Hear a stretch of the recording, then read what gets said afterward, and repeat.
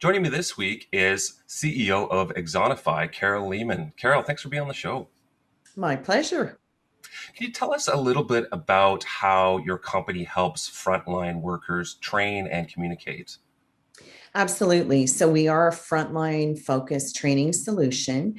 And the way that we do it is very different than most other corporate training solutions in that it's in the flow of work.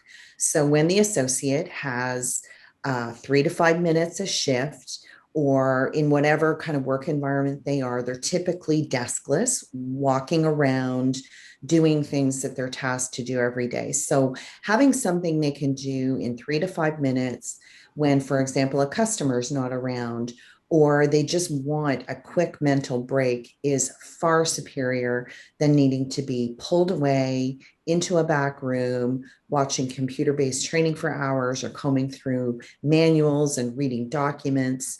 It's just a very fast, easy, highly targeted, and effective experience that that frontline worker wants to have because it's quick and easy and in that flow of work. And so are they going on to devices and tablets then just for short sort of quiz like gamification type of training? Is that kind of what it's like? It is. And so it's available on any device that's accessible to the individual. So sometimes it's their personal mobile device. Sometimes it's a kiosk in the break room or an iPad. Sometimes it's a point of sale terminal on the store floor. It really doesn't matter to us what that point of access is. It's just making it as simple and easy for that person to access. And thankfully, in most cases now, about 70% of our customers allow their employees to use their own personal mobile devices. Okay, I get it now. Um, and so when you first were, formulating or came up with the idea for this company, what opportunities or what problems was it that kind of prompted you to come up with these ideas? It was a customer that had a really unique problem in the learning space associated with 20,000 employees who were short term, high turnover, and were having a very, very incredible impact actually on two areas of loss in that business. And so the learning leader said, listen, I need a way to get these people to change their behavior and reduce these areas of loss in my business. And what we do to train them is clearly ineffective. So I need a better way. And so the idea for Axonify to make it fast, fun, in that flow of work and accessible to them in the moment of need was really, really the genesis of it. And the good news is, in that very first year, that customer would have a typical $100 million a year loss in those two key areas. And we were able to reduce that loss by 40 million. So that was the really the spark of this works. People want to do it, it impacts behavior, and it can very, very significantly impact a business outcome. So let's take this initial use case and see where else we can take it. So it's not just necessarily about then training and filling out quizzes. It's also it's about a communication interrelation element as well. Then. Correct. So there's some pretty significant what we call comms functionality that allows the employer to not just train people, as you say, but to communicate with them moment by moment in the moment of need. So, as an example, during the pandemic, we had many customers use the communications feature to convey constantly changing, highly important information right from the level of the CEO in some instances down to tens of thousands of people. And to be able to say, here's what we're doing, here's how we're keeping you safe, here's when we think the business is going to open. Here's how we're going to let you know all of those sorts of things. And here are resources available to you. And we're enhancing that feature to have some really robust employee to employee communications, all kinds of additional things that just really enhance that communications functionality. Are there are there certain industries that lend itself better to this, and ones that are a little more of a challenge? Most definitely. I think we've taken a very strong frontline approach because it is a highly underserved market where training is concerned. Most frontline employees, because they are high turnover, often hourly paid, they simply haven't had the investment from their employers that corporate learners who sit at a desk tend to be salaried and low turnover. They've gotten that investment over years. And so we felt that these employees deserve as much, if not more, investment. They're the ones looking after your customers. They're the ones out there putting themselves at risk. They're the ones who have a very measurable impact on your bottom line.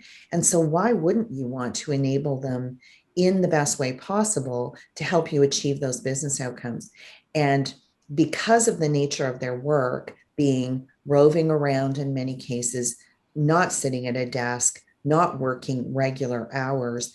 You needed something that was in the moment and in the flow of work anywhere, anytime they needed to have knowledge and information. And so we uniquely designed the solution to fit that kind of work situation.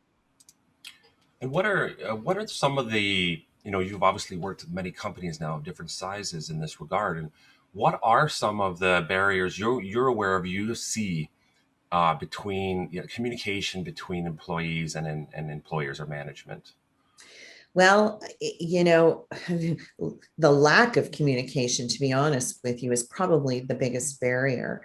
It's not necessarily the way people communicate; it's the complete lack of communication, and not really, in some ways, respecting that the employees coming to work every day, wanting to do the best job possible. Most human beings actually want to come to work every day, be knowledgeable, understand what they're doing, feel confident in that ability, and then go execute and feel accomplished at the end of the day. And the lack of communication and training that a lot of people get, it's an incredible number of people in the world who are not appropriately trained or communicated with, who are out there doing things for their employers. It's that lack of communication that is the biggest problem. And we're hoping to change that reality by making it super easy, highly effective, highly targeted, and to open those lines of communication and start them flowing. Right, even if they're in small spaces. Because I was thinking as you were explaining that is, all the different jobs I've had, we've all had, it's about time, right? And Yeah, even people can have the best of intentions, but they're just rammed with a schedule, and there isn't scheduled time to address these issues. It's put in on top of the schedule, right? exactly. So it sounds like so smaller access points like you refer to might be, just a different approach. So Absolutely. Training and communication does not need to be heavy, long, scripted, highly controlled. People need communication. I mean, look at the pace of business and the pace of change in business, the expectations that are on all of us as employees to execute. It is impossible to know everything that you need to know if what people are doing is pulling you into a classroom once a month, once a year, with whatever low level of frequency, telling you all the things you need to know in one fire hose event, and then expecting you to actually perform on the job. People digest and receive things now in short snippets. Bite size is the way of the world. And if you don't align your training and communication methodologies to the way people expect to get knowledge, they will go find it somewhere else. Believe me, they'll Google stuff you don't want them Googling. They'll ask their coworkers who may or may not know. You want to be the source of truth, and doing it quickly, in the moment, with the right information in a way that is consistent across thousands of people coming from you is the way to do it. and it's also likely that, as I'm sure you're aware already, is that it not only helps train and saves the company money as well, it likely creates a kind of employee branding atmosphere where you have brand advocates too. I assume if there's a positive learning culture there, I think, you know. Absolutely. It's you just reminded me of an experience I had pre-pandemic, a few months before the pandemic hit.